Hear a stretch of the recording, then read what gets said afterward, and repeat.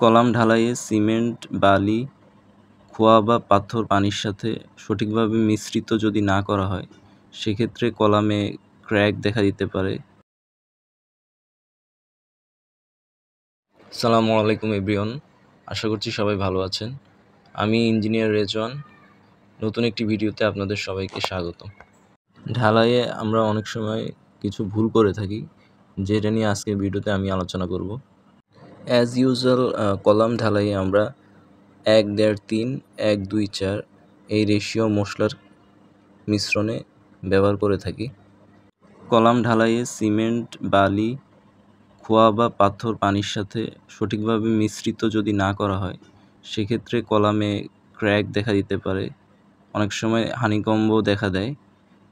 এতে করে কলামের স্ট্রেংথ অনেকখানি কমে যায়, আর কলাম যেরকম দীর্ঘস্থায়ী হওয়ার কথা সেটা হয় না।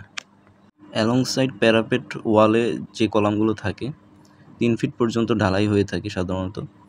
এখানে অবশ্যই ভাইব্রেটর ইউজ করতে হবে।